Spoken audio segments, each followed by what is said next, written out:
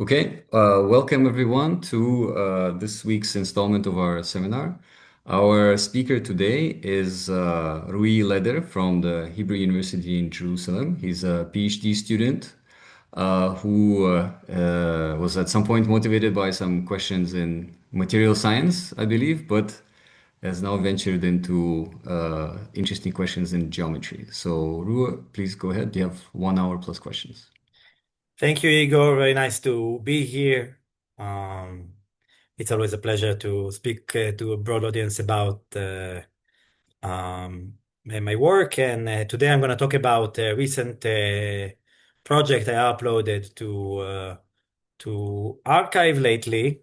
Um, it's based more on things like Igor said. I work on this line of thought ever since I started my undergraduates, and it really matured into what you see now. There are a few preprints, and this is something like the end of a very long line of works. So it's about um, Ricci curvature equations. Okay, so the question is as follows: what the encompassing topic is that we want to really solve the question whether we can prescribe the Ricci tensor on a compact manifold per three boundary. So it goes as follows: a given source term symmetric tensor field, find a Riemannian metric such that the Ricci tensor of this metric is equal to this prescribed source term. So like I said, we are operating on compact Riemannian manifolds with boundary. The boundary might be empty. Dimension equal, bigger than equal than 3 for the Ricci tensor in dimension 2 is just Gaussian curvature. So we are studying it bigger than 3. S2M is the space of smooth symmetric tensor fields over M. The scripture M is just the open subset of Riemannian metrics. It's the open subset of S2M in the Frechet topology. And this Gothic M stands for the space of smooth vector fields over M. So the goal, the holy grail, let's say, is to find solvability and uniqueness conditions for these equations. Now, what do I mean by solvability and uniqueness conditions? Not only that it's very hard, it's also apparently not very clear what these are supposed to be. These are because the Ricci tensor, the correspondence between a metric and its Ricci tensor, has a set of symmetries and constraints. This is the gauge invariance under this is the gauge invariance. Do you see this cursor when I do like that? That's right. Yeah, we see it. See, okay. So this is like the gauge invariance. It's a fancy way to say that if you pull back a metric, then the Ricci tensor of the pullback metric will be also the pullback of the Ricci tensor. This is a pullback of tensor fields. And the differential Bianchi identity, a contracted one because it inherited from the full Riemann tensor, that says that some partial differential operator annihilates Ricci, and it is constructed as follows. BG here is the isomorphism that takes in a symmetric tensor field and contracts half of the trace, and delta here stands for tensor divergence. This is just taking the derivative and contracting it with respect to an orthonormal frame. And why these are related to solvability and uniqueness for this problem, this is because it's apparent from these constraints that not every tensor satisfies, can be a solution, because not every tensor satisfies the Bianchi identity. To make things worse, this identity depends a priori on the solution you need to find. And as far as uniqueness is concerned, if G is a solution, then the pullback metric is also a solution whenever this diffeomorphism also fixes T if any such exists. So these two constraints really make it difficult to identify what should we even hope for when we come to study the nonlinear problem. However, when you are addressing these kind of nonlinear problems, the first thing you want is usually to understand the linearization, right? Because we know methods for solving nonlinear problems go through either continuity methods or implicit function theorem. These usually go through first understanding linearization. So this linearization of the Ricci operator is the following object, given again a source term, It's an object that acts on symmetric tensor field because this is the tangent space of the space of metrics given by the linearization. Like you take G, you perturb it by a small perturbation T sigma, and you take the derivative at T. This gives you a linear operator of symmetric tensor fields. Now we all know linear problems are essentially a solved subject, like, broadly speaking, but despite extensive research, people found that even tackling the linearization of this problem is non-trivial. And they couldn't produce solvability and uniqueness condition for this problem only under very under restrictive constraints. When I mean restrictive constraints, usually mean global topological assumptions, like M is something like, one of the nice topological space we know. I have a vanishing curvature assumptions that the Riemann curvature tensor vanishes, right? When I mean Riemann curvature vanishes, I mean that the background metric, right? Because we linearized around the metric. Now G is fixed and sigma is the unknown. So we can now impose conditions on G. So these usually involve Riemann curvature equals zero, Ricci curvature equals zero, Ricci is, or it's Einstein geometry. And these are really restrictive because not many manifolds satisfies these. Or analyticity of either the manifold of the metric or the tensor field or non-singularity of T. And there is a really long line of works trying to understand the linearization, and really none of them managed to relieve at least I think the assumption that the background metric is Einstein. Now, if you want now to apply linear to nonlinear method, this is really restrictive because you are forced to operate in a neighborhood of one of these geometric structures, and this really restricts to get global solvability results for the nonlinear problem. So the goal of my work is to try and find ways to remove structural assumptions on the background Riemannian manifold, and the way I suggest is to do it through studying the problem by a newly identified cohomological picture constructed for this problem.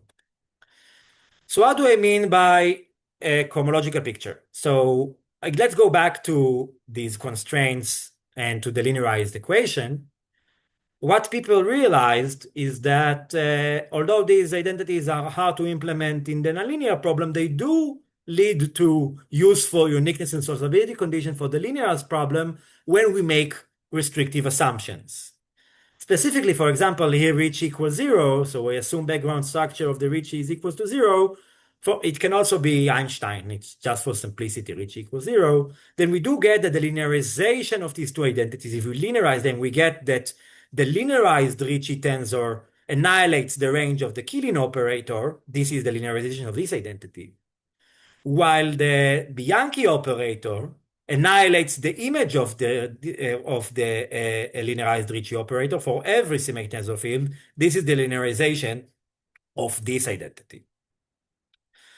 What it does is allows us to identify immediately cohomology, like something that's very similar to the RAM cohomology, and we are gonna get to this analogy more deeply momentarily. You get that you can define a first cohomology, like the quotient between the kernel of the linearized Ricci and the image of the Killing operator, because this annihilates one another. The image of the Killing is contained in the kernel of the Ricci. Whereas you can define the second cohomology model as the kernel of that thing, of the Bianchi operator model, when you quotient it with the range of the linearized Ricci. When you have this picture, it really becomes tautological what it means for this problem to be solvable and whether the solution is unique.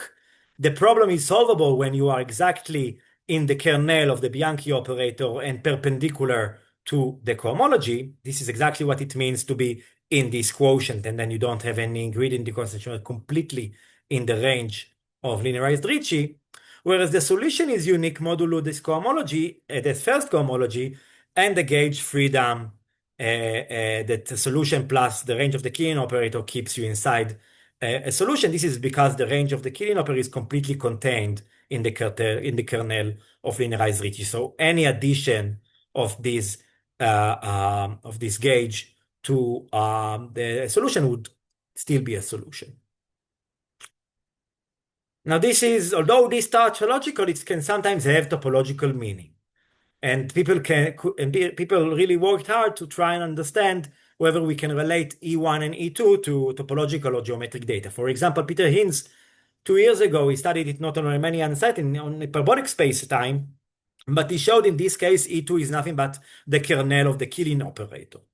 So here it's not really apparent why this would be isomorphic to the kernel of the Killing operator, but Peter Hinz showed that using some very pertinent identities to hyperbolic spacetime, this is possible to show. The more relevant to the current scope, there is the Anderson school, starting from a work by Michael Anderson almost 20 years ago, that he really started to study these problems on Riemannian manifolds with boundaries. And he showed that under a completely topological solution, a condition that the relative first homotopy group of the boundary vanishes, basically it means that every loop in the interior must come from the boundary. Is zero. If it's zero, then when you supplant we didn't say what boundary conditions, but when you supplant the problem with the natural boundary conditions, you get that the first cohomology is identically zero. So you get sharp uniqueness, this gauge freedom completely characterized to what extent this problem is uniquely solvable. Now, this is much studied, and like I said, the problem with this elegant picture is that once you remove the assumption that the Ricci tensor, the background Ricci tensor does not vanish, then the linearization, the identities we obtain by linearized, the geometric constraints simply do not hold, and so they do not lead to anything you can say about this problem, and the entire analysis I just presented, unfortunately, breaks down. Motivated by this structure, however, I would like to suggest a way to maybe remedy it. And this is what I would like to talk today about. And the outline of my talk is going to be as follows. My goal is now to present Sorry, you. can I interrupt? Can I just Yeah, ask sure. a If you have question, please? questions, of course. Maybe if you go back to the previous slide. Yeah, So this is certainly a well-known problem, yeah, and at least in the relativity literature, one way to get around this when T is not just a priori fixed tensor, but it itself depends on some dynamical fields that satisfy their own equations. yeah. And then linearizing the problem around some joint solution of the fields plus the metric degrees of freedom allows you to do this, to study the linearized problem there with non-zero t, right-hand side. But do you actually know of any previous works before yours where t was considered just fixed and there were perturbations around that were being done?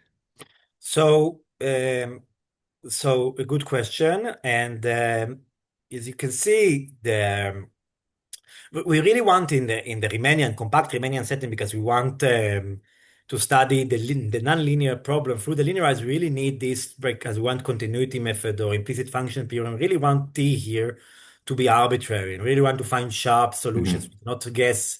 For example, the T already lies in the range of D reach for some other or some perturbation. And as far as I know, I looked really hard, but I might get something off.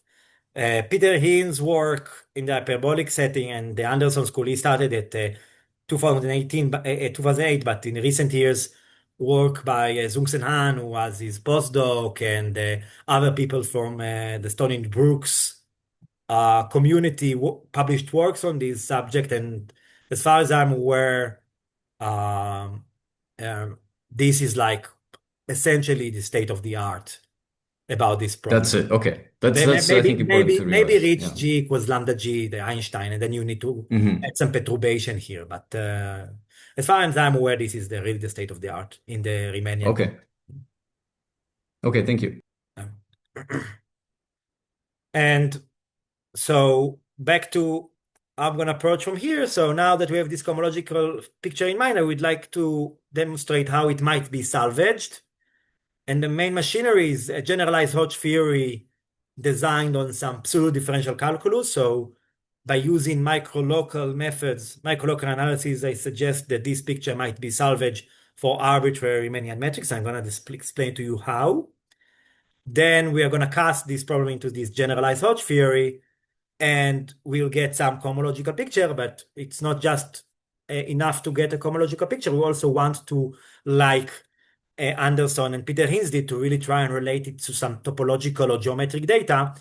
And so if I have time, if time permit, I will discuss about how you can use some Bochner technique to try and show that the resulting cohomology is not some abstract thing, but also under geometric assumptions, it might vanish entirely. So you get sharp solvability and uniqueness results. So this was up until now. I spoke a bit, I spoke about boundary conditions and some complex, etc., and cohomology. I didn't do it in an accurate way. Just want to illustrate that this was something that people thought about and what they achieved. And now I'd like to do it a bit more accurately. So we do have a sequence of operators. It only involves three non-trivial operators. We have the Killing operator taking Killing fields to symmetric tensor fields. Then we have the linearized Ricci taking symmetric to symmetric. Then we have the Bianchi operator. And we want to use this sequence that is not a co-chain complex. There is no cohomology, just a sequence of maps. And we want to use it to study a boundary value problem for the linearized Ricci tensor, meaning that the linearized Ricci, here it is with the prescribed T, and we supplement it with divergence-free gauge, meaning that the solution needs to be divergence-free, and Cauchy data, which means that we prescribe the pullback of the tensor on the boundary in the linearized second fundamental form of boundary. Now, in the general relativity literature, this is what is called the Cauchy data, right? Because in general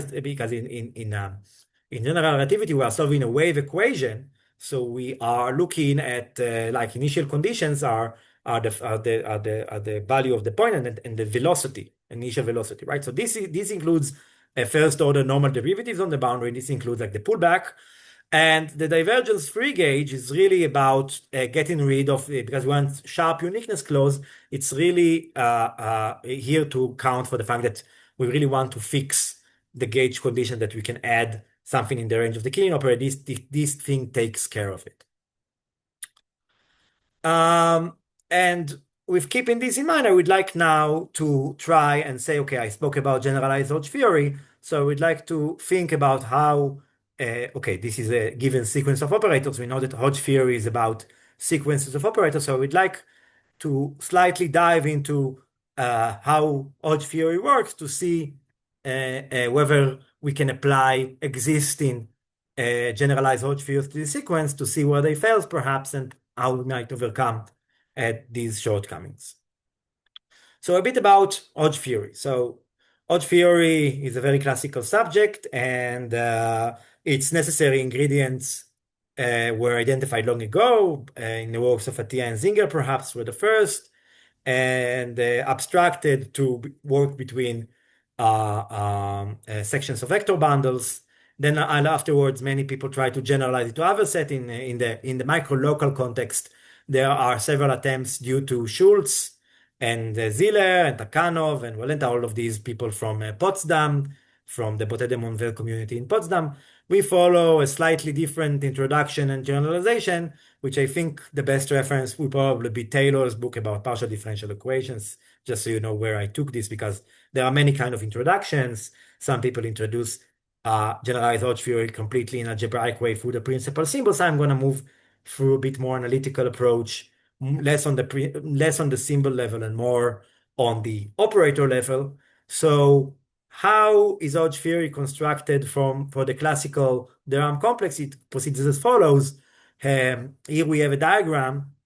On the top row, we have differential forms over the manifold with exterior derivatives going from one module to another.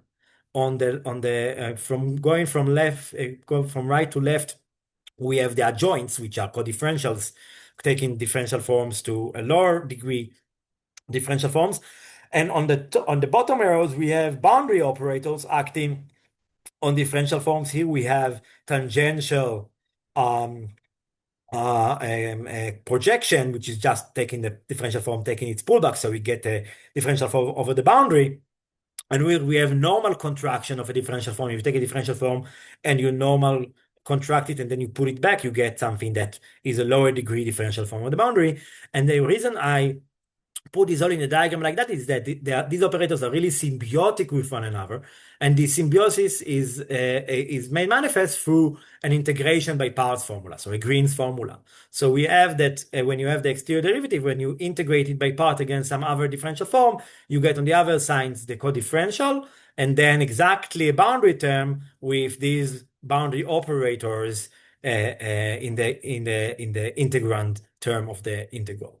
And of course, we have that this is a cochain complex. I mean, the top arrow is a cochain complex by the much well-known identity that the iteration of D over itself is zero.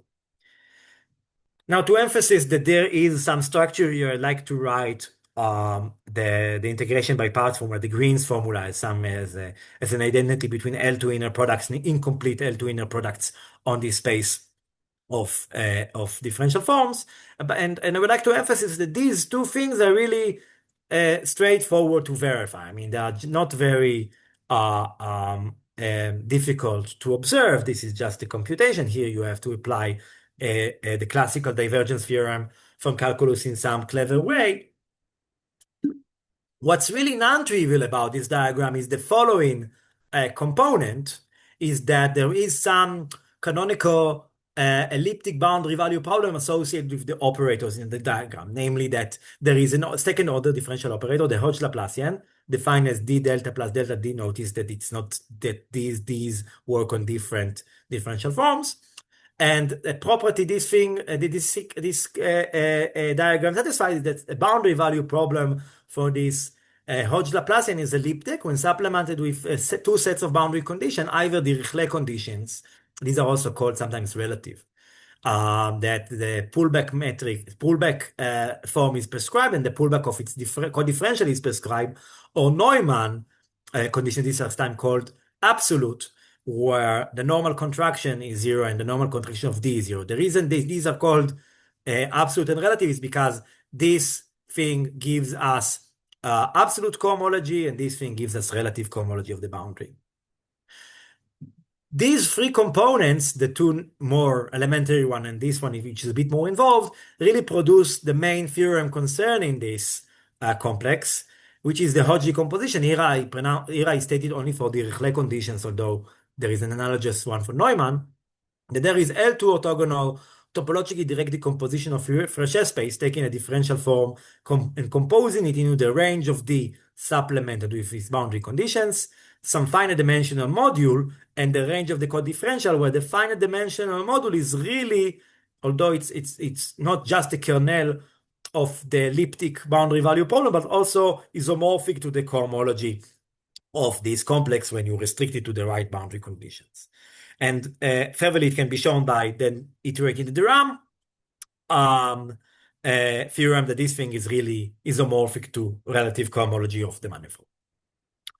So what I would like to emphasize in this picture is that it is these three ingredients that really allow this theorem and nothing but them. I mean, really you only require these three things to make this theorem work, together with function analysis and other tools pertinent to partial differential equations. With this in mind, because all we do here, all like this, because if I go back to the complex to the sequence we study, naturally we want to say, okay, Hodge theory is really successful. It's about sequences of differential operators. Why can we apply Hodge theory to this sequence? So the answer for that is that if we have in mind that these three ingredients are what needed for Hodge theory to work, maybe we can abstract it, simply abstract these three ingredients and get something that is far encompassing, perhaps applicable to our problem as well. So in this, what people did, it's the generalization of the classical now it's much more classical. It's the notion of elliptic complex. And what happened here, perhaps at first sight, other than that the rectangle is bigger, for first sight, what happened, you simply take the differential forms and the operators, operate on them, and you replace them with operators between sections of vector bundles.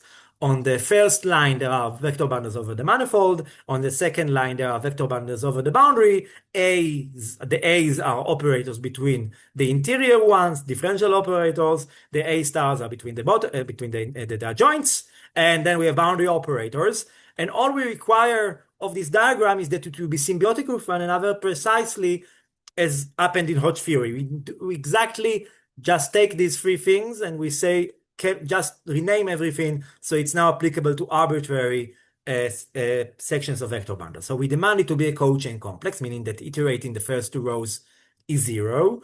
We demand the boundary operators not just to be just any boundary operators, to come as the boundary term from the integration by parts formula satisfied by A and A star, because these are the L2 adjoints of one another. And we require ellipticity of an associated boundary value problems for a generalized Laplacian. We demand it to be elliptic when supplemented by other Dirichlet or Neumann conditions, where Dirichlet and Neumann are really just to change. These are just inherited from the Hodge picture by renaming. Okay. And people indeed notice that once you do that, you are exactly in the same setting of Hodge theory. In particular, you have a Hodge decomposition, that you have L2 orthogonal decomposition of spaces of sections, not necessarily differential forms, and the resulting finite dimensional space, the kernel of the boundary value problem, is really isomorphic to the cohomology modules of this complex when supplemented with the boundary conditions. And again, I would like to emphasize, I just presented the Dirichlet picture. There is also an analogous one for Neumann, and then the cohomology here is adapted accordingly. Now, this is great because it looks really abstract. Now we have sections of vector bundles. This is a very general notion. We have arbitrary differential operators acting on them. This is really looks general. Unfortunately, as it turns out, although it looks general, it actually turned out to be perhaps too rigid and too a paraphrase of the Durand complex, because there are not many valid examples falling into this picture other than the Durand complex and some paraphrases or close relatives of it. And the reason is two. I mean, the Green's formula is not really the problem, because every differential operator satisfies the Green formula with respect to its adjoint with a boundary term. The difficult things to overcome is that not many sequences satisfies the cochain complex demand, and also not the ellipticity demand. So most problems, most sequences you encounter in geometry are either, if you don't make necessary assumptions, either the cochain complex demand does not occur, or the ellipticity. I would like to illustrate for the Ricci curvature problem where these fail. So if we try to say, okay, can we construct an elliptic complex that this sequence fits into, then we immediately see that it's not a cochain complex. Again, under the demand, we are working under G that is not a flat, so we don't have this relation here. It's supposed to be here it's supposed to be here non-equal, so it's not a cochain complex. And even if it was a cochain complex, for example, the Ricci tensor equals 0 in the background, so we do have these relations. Like I showed earlier, ellipticity of a Laplacian become problematic because the operator on the first level is not of the same order as the operator at the second level. So this cannot be elliptic because, well, it can be elliptic because if this ingredient is elliptic alone, because this thing is now a lower order perturbation of this. So there is no offer for it to be elliptic if this guy is not elliptic, and it's not. So this is what really occurs mostly in geometric problems, that geometric constraint and symmetries identify what a sequence should be. It is a cochain complex under restrictive assumptions. And when you remove the assumptions, it's not a cochain complex, and ellipticity is problematic because the operators governing the gauge conditions are usually not of the same order as the operator you want to prescribe. So no ellipticity and no cochain complex, although Green formulas works just well. It's a really nice thing in the linearized Ricci tensor that the linearized Ricci is in a sense self-adjoint to one another, and the boundary terms is exactly the boundary terms coming from the boundary value problem we wish to study. So they're indeed, in a sense, natural for this problem. Sorry, may I make a small comment here, or maybe Yes. a comment/question? So if you go back to the previous slide, the general ingredients for the Hodge theory. Yeah. Often they are really written with these, backward arrows given by A star, the adjoints of the A operators. But I think if you look in the structure of the proof, it's not really so important that they have to be exactly adjoint, right? They just could be anything that, in homological algebra terminology would be uh, uh, a what is it?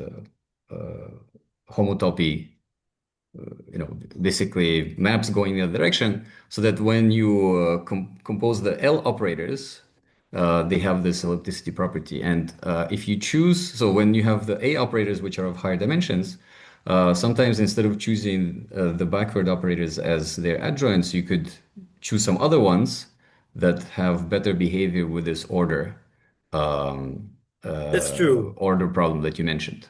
That's But true. maybe this is not so relevant for your approach, but so at least part of that problem could be overcome by So that's choosing the different true. A And stars. Yeah. what Igor says is a good point. And indeed, people, at least from my point of view of the pseudo differential community, I guess people, like I said, there are many introductions of elliptic complexes. Some people look at it completely algebraically.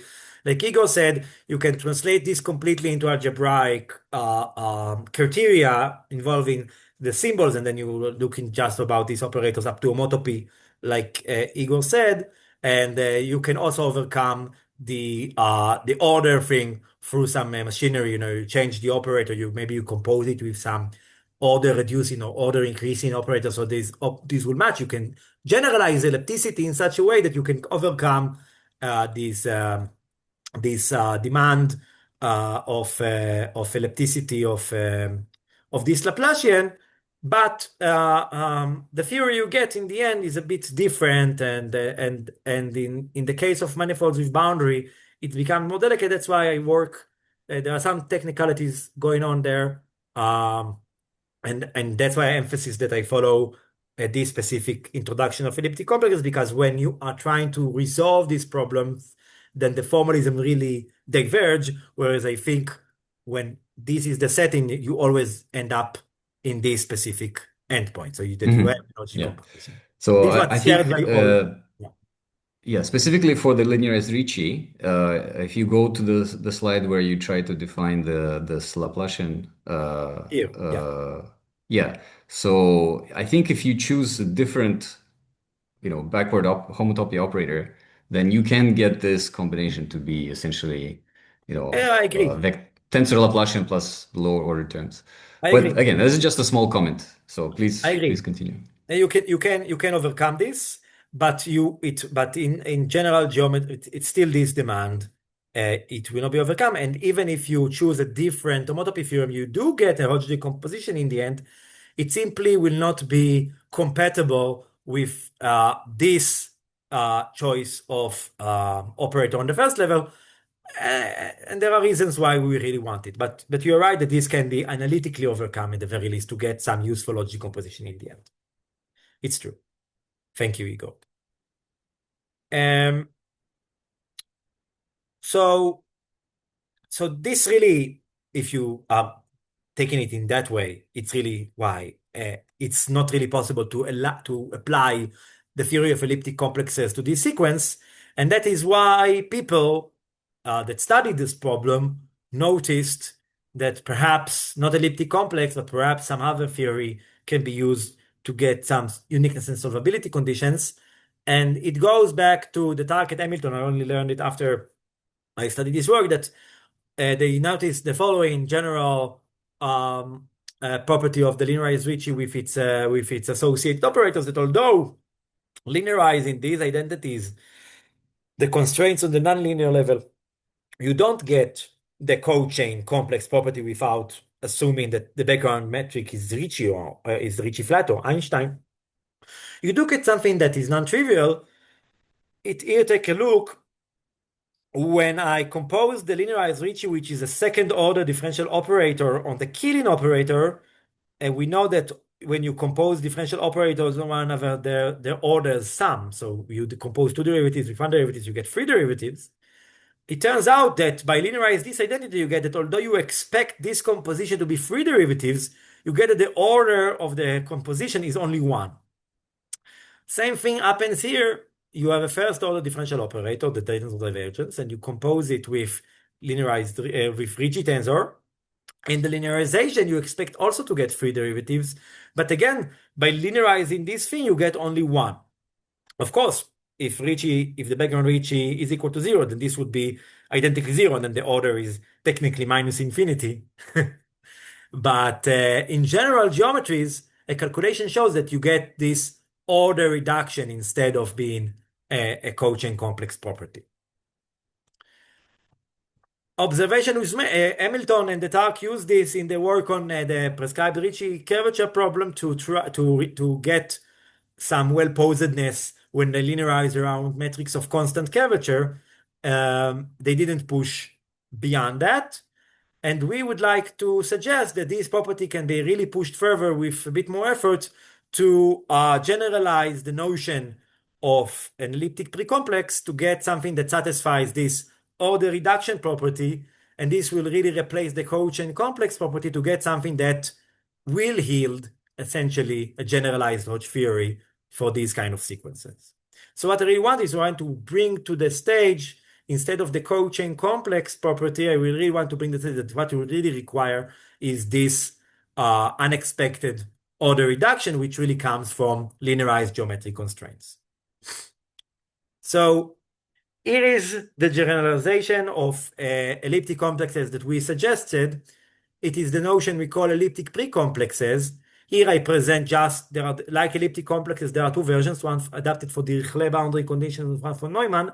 Here I'm going to present just the Dirichlet because this is one relevant for the linearized Ricci. So this is just the same diagram as before, the diagram of an elliptic complex, same arbitrary vector bundles with operators between them, satisfying green formula, but we really changed two things in the definition.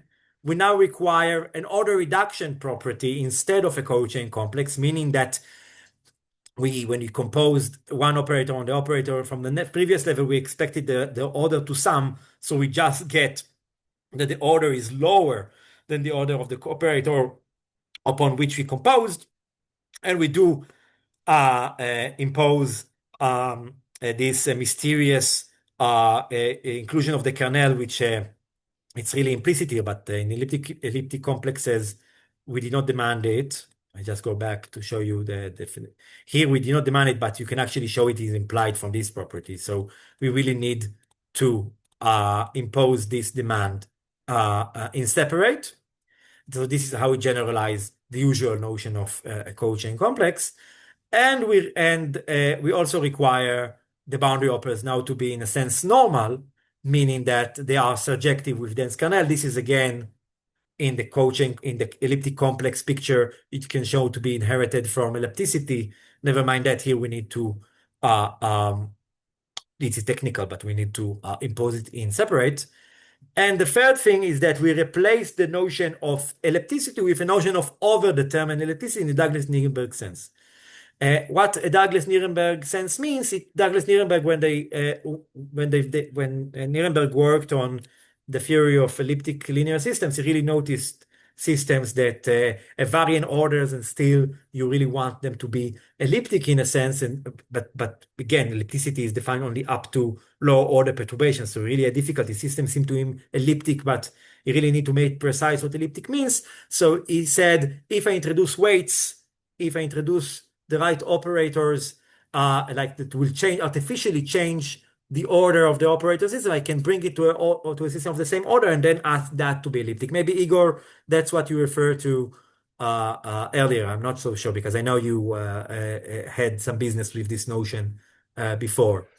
It's related, but it's not exactly the same. So, but yeah.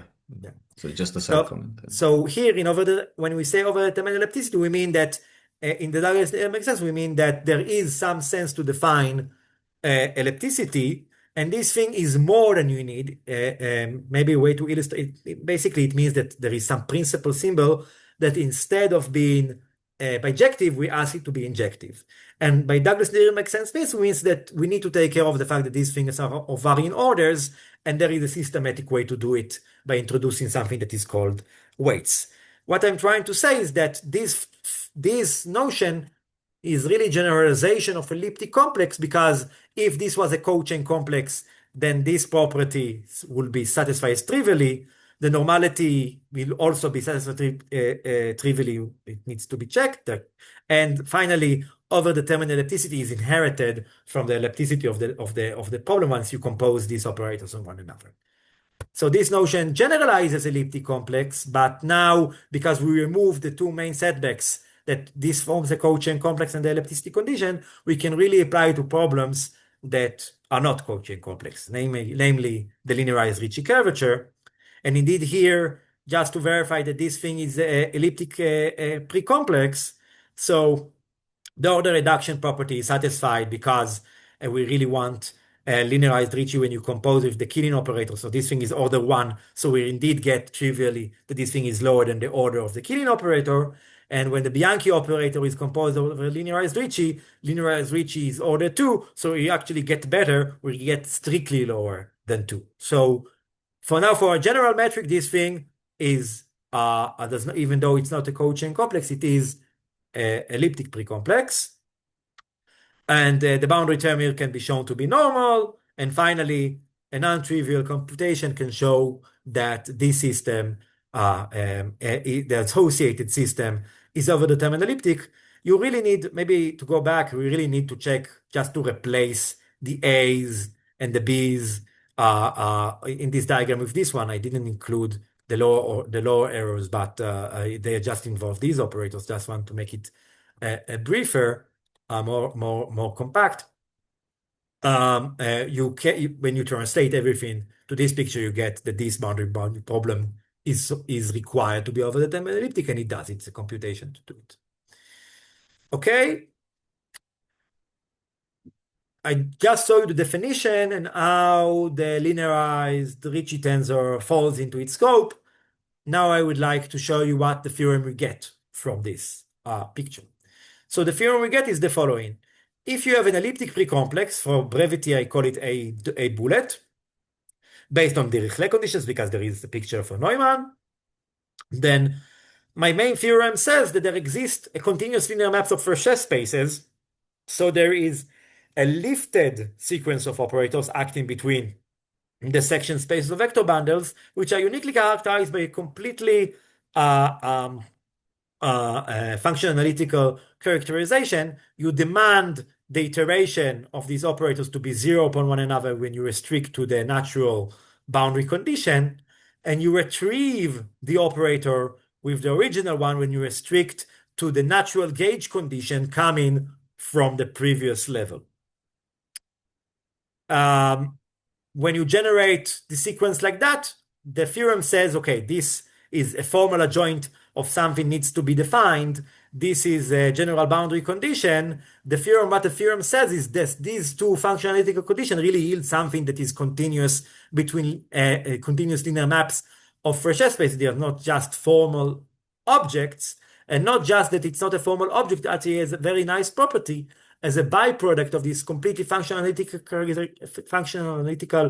characterization.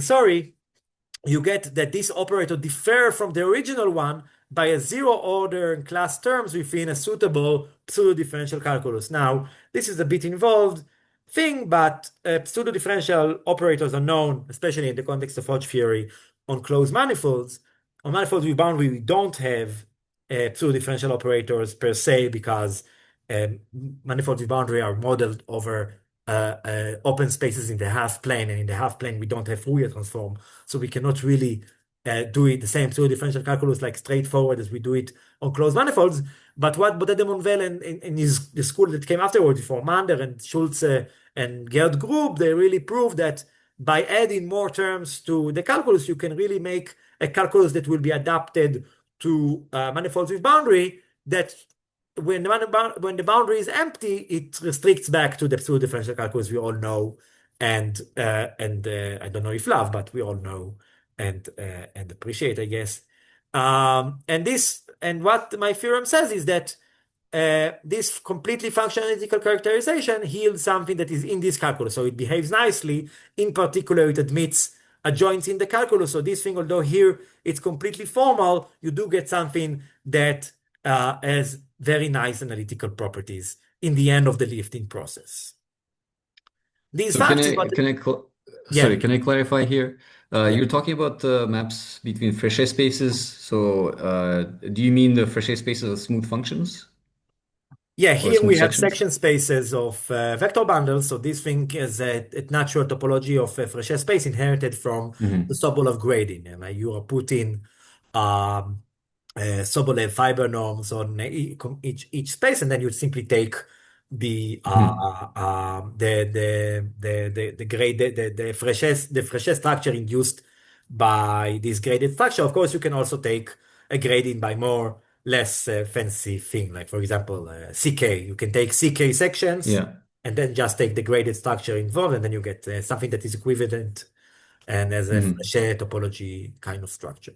Okay. So I'm just curious, maybe you'll mention this later, but do you work directly on this Frechet spaces, or do you mostly work on Sobolev spaces, and at some point, you just collect all the information at all orders? So the proof goes through the Sobolev spaces because you really need to construct these operators. Hmm. You construct these operators Yeah. from the bottom. You start from L2 decompositions and you get regularity using overdetermined ellipticity. You use it to get the Frechet space. But once the theory is up on its feet, you really don't need Sobolev space at all. You just do it in the Frechet space. Okay. Okay. And Just this is, I curious. think, Thanks. by the way, in other attempts to generalize Hodge theory using this calculus, the works I mentioned earlier, they really get stuck at some Sobolev exponent because they're too reliant on the Sobolev structure. They use some kind of order reducing operator to fix the theory in a specific Sobolev regularity, but they don't get the full Frechet picture. So what my approach really provides, one thing is that their approach is really good for other reasons. My theory is less capable of, but as far as getting a canonical map that works on a smooth Frechet spaces and then be able to extend it to Sobolev regularity if you want by a continuity argument, then this is the picture provided by my theory. Okay. Um, so this is just the lifted theorem, right? It's just saying that there is a sequence of continuous linear maps of SS spaces that is a co-chain complex when you restrict to the natural boundary condition. It's still not fully fledged Hodge theory. So this is what the next theorem says, that it does produce the full machinery of Hodge theory, that you get a topologically direct decomposition, L2 topologically direct decomposition, such that the Frechet space in its Frechet topology decomposes into the range of the lifted operator when restricted to the natural boundary conditions, the range of the adjoint, which is now a nicely behaved analytical object thanks to the fact that it's in the calculus, and a finite dimensional module, which is in the kernel of all these operators, such that is isomorphic to the cohomology of the cohomology of the lifted complex. So this picture really retrieves the Hodge decompositions once you lift the operators properly. I would like to say a word about the expression in the cohomology. Notice an interesting combination here, that here the operator is the non-lifted one, so it's not a typo. So it's really, the cohomology is really equal to the kernel of the non-lifted operators, and it's only the adjoint that is composed with a non-local term, a projection, um, but at least on the front, you always get the classical operator. So for example, if you want to study whether this kernel vanishes, you do have a way to relate it to the original problem.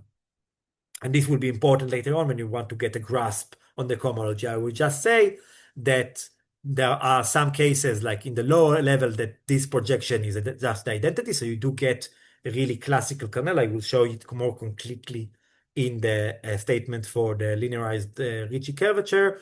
But there are counterexamples where on the higher levels, this will consist of non-local terms. In the context of the lifted complex operator, lifted complex theorem, I would like to say that the theorem is saying that this sequence is uniquely characterized by this set of properties, namely, if you started from an elliptic pre-complex that turned out to satisfy these properties on the non-lifted level, then there will be nothing to lift. So the non-lifted thing will already be naturally something that will satisfy these two things. For example, the linearized Ricci curvature sequence that I presented will not be lifted, like it will coincide, the lifting will coincide with the original under the geometric assumptions I mentioned earlier, so the Ricci G equals 0.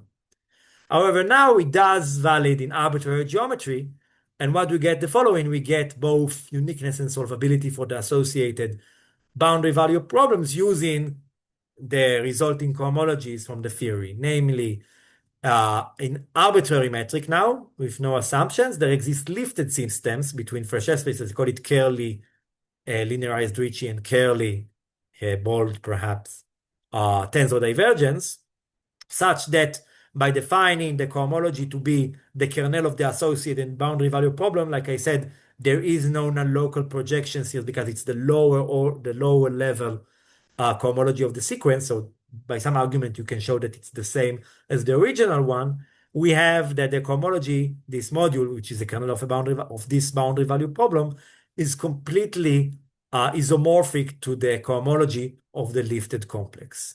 So what we did is to retrieve the picture from earlier about uniqueness. We have this boundary value problem now in arbitrary metric, and we managed to put the question of its uniqueness encoded by its kernel, because it's a linear problem, in terms of the cohomologies of some co-chain complex of operators. The same thing we get for solvability.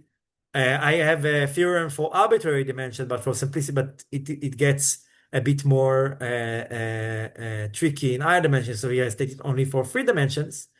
There exist lifted systems. Again, these are the same. They are the same lifted systems from before. It's the same chain complex, such that by defining this kernel to be the second cohomology to be the kernel of the associated boundary value problem. Notice that before it was the Cauchy conditions. As here it's the normal contraction condition. So when we move to the second level, we get a normal contraction instead of the Cauchy boundary conditions. When you set it up like that, then we get that this kernel is isomorphic to the cohomology of the co-chain complex, and we get the following solvability for the boundary value problem. The boundary value problem here, notice that we just need to find the compatibility conditions on T. So the problem admits a solution if and only if T is in the kernel of the lifted Bianchi operator. It's in the kernel of the normal contraction on the boundary, and it's perpendicular to the cohomology, right? Because being in the range of the lifted system means really being in the kernel of the Bianchi operator and with its natural boundary conditions, and then you just need to verify that you are perpendicular to the cohomology, just as occurred in classical Hodge theory. Now, I'd like to remark why this normal boundary condition is relevant here. It's not just the operator coming from the co-chain complex. It does have a geometric meaning. We do know that we have what is called the Einstein constraint equations on the boundary. These are just equations that relate normal contractions of the Ricci tensor to exactly a second fundamental form and the pullback metric on the boundary. We have some identity that it satisfies on the boundary. So this identity can be viewed as nothing but a linearization of this geometric constraint. So we, again, using a geometric constraint to get to some information about the cohomological statement on the linearized level. It follows the same philosophy. So I lost a bit track of the time, Igor. How much time do I have left? Oh, you still have 5 minutes if you want. 5. So this is, up until now, it was just to set up the generalized Hodge field, show how I generalize it to arbitrary Riemannian background Riemannian structure. I get some rather abstract formalism of how to solve this problem now, I would like to show that this is not just abstract thing. You can really now take the cohomologies and under some geometric circumstances show that they vanish concretely. So this thing vanishes and you get some operators that really, like in the language of compatibility operators, you do get sharp compatibility complex for the linearized Ricci curvature when you make geometric assumptions that will not be very restrictive interior, they will be basically just on the boundary of the manifold. So this is what I would like to do in the last part of my talk, present some analysis that show that this cohomology vanishes, and we will use something that is called the Bochner technique to do it. To that end, Bochner technique is a big name for the following observation. When you present cohomology as kernels of differential operators like we did here, you can now use the fact that when you commute derivatives, you get curvature terms, meaning you get some differential operators equal to 0. If you are bringing it to a form that you can control plus curvature terms, you can now make assumptions on the curvature and get sharp vanishing results for this kernel. And the way we relate this philosophy to the specific problem at hand is through the classic identity the linearized Ricci curvature operator satisfies, namely that the difference between it and the rough Bochner Laplacian, I mean, it's just the covariant derivative composed with its adjoint. So this thing is the positive object. It's like the positive differential operator. The difference between linearized Ricci and that thing is the Hessian of the trace of the operator plus, I need to put sigma here, plus what is called the Lichnerowicz, and I'm sorry if I pronounced the name wrong, the Lichnerowicz curvature operator. So this is nothing, specifically when we restrict it to divergence-free gauge, meaning this is just nothing but what is known for every general relativist, that linearized Ricci, when you fix a gauge, looks like a Laplacian in a sense. And we use this identity together with these boundary conditions and some green formula to really derive some Bochner identity that we can now get the curvature assumptions to show that these terms vanish. And the formula reads as follows. I put the formula here, although it's only the consequence really matters. So if you have sigma in the cohomology in this kernel, and you are setting its boundary components to be some combination of normal contractions, perhaps you take its trace, then you get the following thing. You get an integral over a square term, so they are positive, plus some term of the Lichnerowicz curvature acting on sigma, and here you get a boundary term, again acting on square things, multiplied by the bold H here is mean curvature, and A here is the second fundamental form. So if we manage to get a situation when one side is positive and one side is negative, then both sides must vanish, and then sigma would vanish. So this is what we immediately obtain. You notice this thing is positive, this thing is positive. So if you assume the Lichnerowicz curvature is positive and the mean curvature is strictly negative, so here you get a quadratic negative term, and here you get some negative terms multiplied with positive terms. So this entire thing will be positive, this entire thing will be negative. So both sides must vanish. And then you use the fact that this thing will be parallel to show that the cohomology must vanish identically. Now people would say, justifiably, that this maybe the boundary restriction is not so much, but the assumption that the Lichnerowicz curvature operator is positive everywhere is rather big. It's very restrictive. It's almost restrictive like being Einstein everywhere. This is where an element of our theory that's worth to remark upon enters into play, that if you look carefully enough at the theory, you see that the order reduction property, like the co-chain complex property, is really invariant under perturbation by lower order terms, meaning we can take the linearized Ricci tensor in our elliptic pre-complex and perturb it by some endomorphism. So you look at a perturbed problem. This already occurs when you assume that the metric is not Ricci flat, but rather Einstein. People notice that you can retain the Hodge picture if you change it by perturbation by some lower order term. The geometric significance of that is it's really like equivalent to choosing a connection on the space of Riemannian metric. So in a sense, it does still a linearization of the original problem. You just linearize with respect to a connection instead of just taking derivatives along lines. Like I said, this observation is important because if you look at the ingredients of the theory, you see that it's really invariant and you can get exactly the same machinery for this perturbation. Namely, you get a lifted complex for the perturbed sequence, where now you get a lifted linearized Ricci with respect to this gamma, where this gamma now appears in the corresponding cohomology here in the linearized curvature term. You get plus gamma. This is significant in the study of the cohomology because if you look now at sigma in the kernel of these perturbed systems, this gamma is appended to the term coming from the difference between linearized Ricci and the Laplacian. It will appear here in the integral term, and then we can weaken the demand that the Lichnerowicz curvature operator is positive by requiring to be plus gamma positive. So now we can pick gamma to really, for example, minus r, to really eliminate interior assumptions altogether and get that the cohomology vanish only under convexity assumptions of the boundary, because it's really what needed in order to complete the picture that one side is negative and one side is positive. This suggests that the theory allows to study other linearized theories for the Ricci curvature problem that perhaps will be beneficial later on the nonlinear level, under the philosophy that vanishing obstructions at the linear level really yield smooth moduli and solvability clauses on the nonlinear level. I think I ran out of time, but I would just like to mention that this formula was the rather simple one. It's a rather straightforward one, not very, it's a computation essentially. It's maybe a bit involved, but it's just a computation.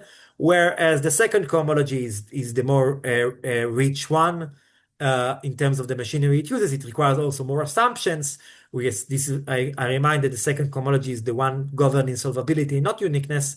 And then I needed to complete the argument. I needed to assume that the boundary is round, and I get some Bochner formula in terms of a stress potential of some construct of eta on the boundary, and I could complete the argument just by assuming that I restrict to traceless tensors. This is in correspondence with other studies of this problem, where they adopt not just the divergence-free gauge, right, but also the traceless gauge. It's a conformal theory, like Igor had in his last paper, and it would seem that our entire framework can be adapted to replacing symmetric tensor fields here with traceless symmetric tensor fields. Of course, then you have to it makes some complications with the gauge conditions, but Igor already did that in essentially under the assumption that you work in background curvature restrictions. And I guess this can also be done in arbitrary metrics when you design it in the right way. So this was it, and thank you very much for listening. Thank you very much, Roee. So let's thank our speaker. Okay, you don't hear the applause, but people in the audience are applauding. Appreciate it. Thank you. Yeah, very nice talk. Thank you so much. Now, are there any questions from the audience? So let me pause for a few seconds. Let people have a chance to collect their thoughts. Okay, maybe I'll give people a bit more time to think. I have a question. So you didn't show us the construction of the lift, right? Yeah. Is it very complicated? The idea is very simple. Unfortunately, in this version, I don't have a slide of it. Let me. Hmm. I have other slides that have it. Sorry. I will open them up. The idea is very simple. It requires some technicalities of the pseudo differential calculus, but the idea is essentially, I will just try and find it.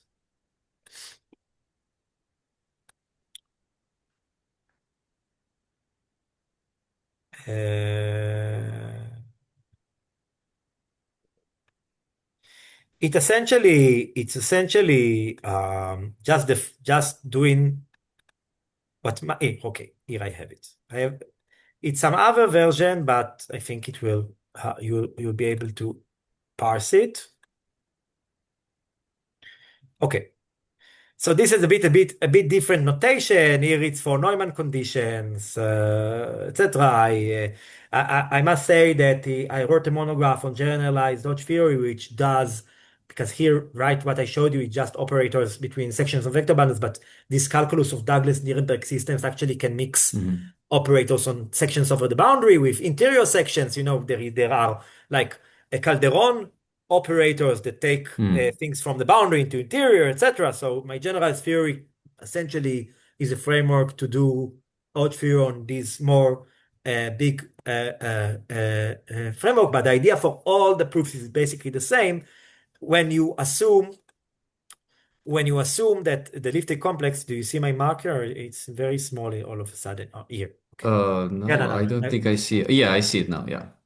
So it's based on showing that it's an inductive process, the lift, and it shows that it's based on the notion that every level induces its own decomposition, and you define the next level upon the decomposition of the next exactly by the two relations that uniquely characterize this. Namely, at each level, you have this is the Frechet space. You show by overdetermined ellipticity that you can compose it into essentially the range of a matrix plus the null space of the adjoint. So it's just linear algebra. Of course, this is infinite dimensions. It's Frechet space. It's two differential operators, so it's much more involved. But overdetermined ellipticity together Mhm. with the green formula essentially shows that you can do that. So you can decompose it into range and kernel of the adjoint. This way you need adjoints in the calculus. And then you define the next level to be just zero on that, and what it was supposed to be, what it originally was on the kernel. This is not now just an abstract map, and the challenge is to show that this abstract map is in the calculus itself. So it's not just a map of a Frechet spaces. It's really a map in the calculus, and then it has an adjoint. It has the notion of determinate ellipticity. You can show it differs from the original system by lower order terms, and then you can iterate this inductive process upon this system as well. So the idea is very simple. You just define it to be what it must be on the Fredholm alternative produced by the previous level.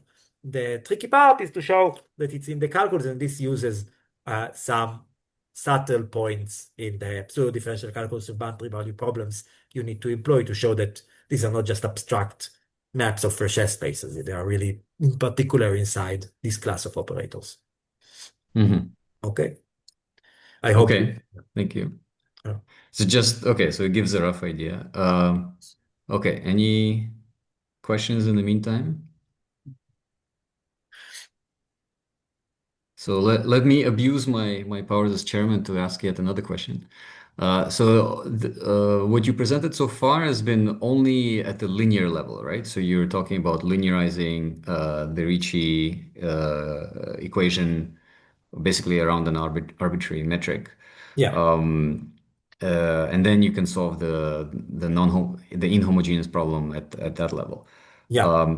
So I presume that you see some future steps towards solving the nonlinear problem.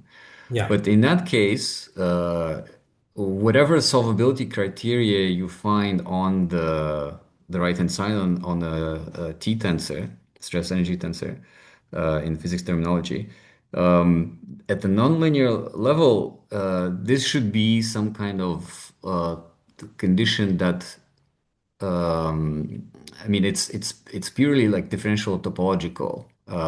So it's it involves only the structure of the manifold. You don't know a priori any metric with respect to which to state the condition. But the condition that you would obtain would involve the specific metric around you linearized. Now, of course, this is unavoidable, but how do you see the relation between, the condition that you expect to get and kind of the ideal best possible condition on the T mu tensor, which would be just differential topological?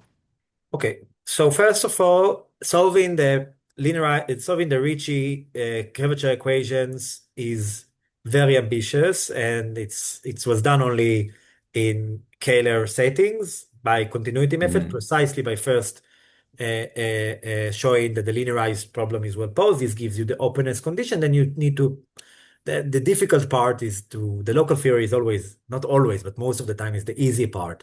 And like you said, there are the global topological abstractions and some analytical estimates you need to obtain. This is the really difficult thing. Now, uh, I do see a slight hope to do it by means of some continuity method in the space of Riemannian metrics.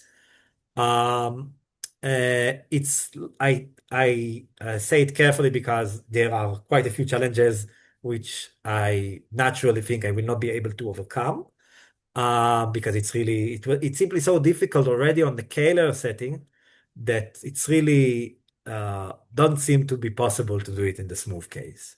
However, Hmm. what the linearized theory does is giving you local structure. So now you can study, for example, moduli spaces of curvature. For example, you can study because now you have some kind of local invertibility condition of the linearized Ricci. You can say, okay, so the space of Einstein matrix on manifolds with boundary with some prescribed data, is it smooth?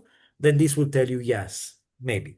Or you can append to the linearized Ricci operator linearized Weil tensor or the rest of the components of the Riemann tensor, and then you can say spaces of constant scalar curvatures, locally conformally metrics on manifolds with boundary. Are these spaces, are these moduli smooth?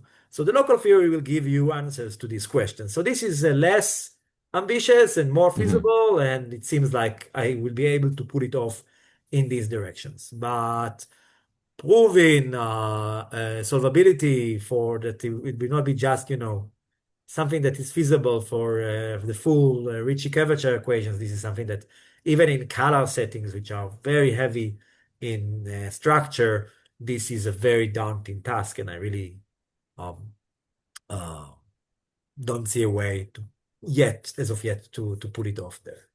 But of course, this is the motivation for everything. Okay. Okay, very good. Yeah, thank you. All right. So if there are no remaining questions, so let me give a few moments to the people. Right. So it seems that there are no more questions. So let's thank Roee again, Thank you. and we can close our session.